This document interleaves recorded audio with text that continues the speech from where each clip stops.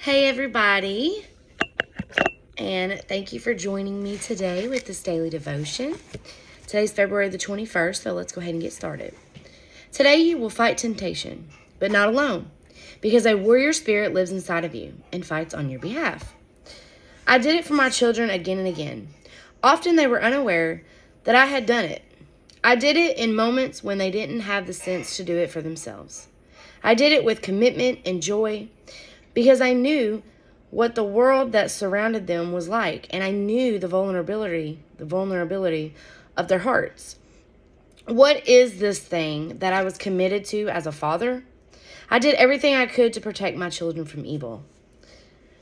I knew that they would minimize or forget two very important realities. First, they didn't understand, or would soon forget, that they had been born into a dramatically broken world that is not functioning as God intended.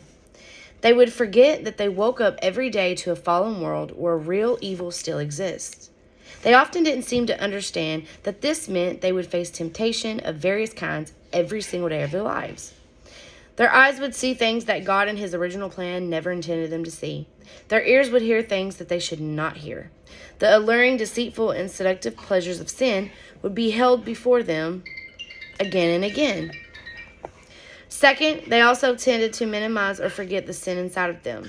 They didn't seem to understand that the biggest danger to them was not the evil outside of them, but the sin that still lurked with power in their hearts. This meant that they didn't understand how vulnerable they were to the seductive voices of sin that would greet them every day. And when you forget how temptable you are, you don't take precautions from your protection.